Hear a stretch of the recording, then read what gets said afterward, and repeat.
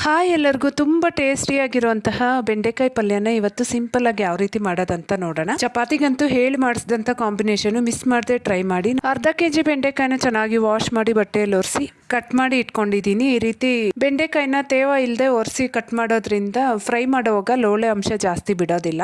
ಬಾಣಲೆಯಲ್ಲಿ 1-2 spoon ಎಣ್ಣೆ ಹಾಕ್ಕೊಂಡು ಈ ರೀತಿ ಚೆನ್ನಾಗಿ ಮೀಡಿಯಂ ಫ್ಲೇಮಲ್ಲೇ ಫ್ರೈ ಮಾಡಿ ಇಟ್ಕೊಂಡಿದ್ದೀನಿ. ಈಗ ಅದೇ ಬಾಣಲಿಗೆ 2-3 ಸ್ಪೂನ್ ಎಣ್ಣೆ, ಸಾಸಿವೆ, ಕರಿಬೇವು, ಹಾಗೆ 4-5 ಎಸಳು ಬೆಳ್ಳುಳ್ಳಿ, ಹಾಗೆ ಅರ್ಧ ಇಂಚು ಶುಂಠಿನ ಹಾಕಿ ಫ್ರೈ ಮಾಡ್ಕೊಂಡಾದ್ಮೇಲೆ ಒಂದು ದೊಡ್ಡ ಈರುಳ್ಳಿನ ಸಣ್ಣದಾಗಿ ಹೆಚ್ಕೊಂಡು ಹಾಕ್ಕೊಂಡು ಟ್ರಾನ್ಸ್ಪರೆಂಟ್ ಆಗೋವರೆಗೂ ಫ್ರೈ ಮಾಡ್ಕೊಂಡಾದ್ಮೇಲೆ ಫ್ರೈ ಮಾಡಿ ಇಟ್ಕೊಂಡಿರೋ ಬೆಂಡೆಕಾಯಿನ ಸಹ ಹಾಕಿ 1 ನಿಮಿಷ ಫ್ರೈ ಮಾಡಿ 2 ದೊಡ್ಡ ಸೈಜ್ ಟೊಮೆಟೊನ ಸಣ್ಣದಾಗಿ ಕಟ್ ಮಾಡಿ ಹಾಕ್ಕೊಂಡು ರುಚಿಗೆ ಬೇಕಾಗಿರೋಷ್ಟು ಉಪ್ಪು, 1/4 ಸ್ಪೂನ್ ಅರಿಶಿನ, ಅರ್ಧ ಸ್ಪೂನ್ ಧನಿಯಾ ಪುಡಿ, ಹಾಗೆ 1 ಸ್ಪೂನ್ ಅಷ್ಟು ಅಚ್ಕಾರದ ಪುಡಿ ಸಹ ಹಾಕ್ಕೊಂಡು ಚೆನ್ನಾಗಿ ಮಿಕ್ಸ್ ಮಾಡಿ ಟೊಮೆಟೊ ಸಾಫ್ಟ್ ಆಗೋವರೆಗೂ ಮಧ್ಯದಲ್ಲಿ ಒಂದೊಂದ್ಸರಿ ಮಿಕ್ಸ್ ಮಾಡ್ಕೊಂತ ಫ್ರೈ ಮಾಡ್ಕೊಂಡ್ರೆ ಪಲ್ಯ ರೆಡಿ.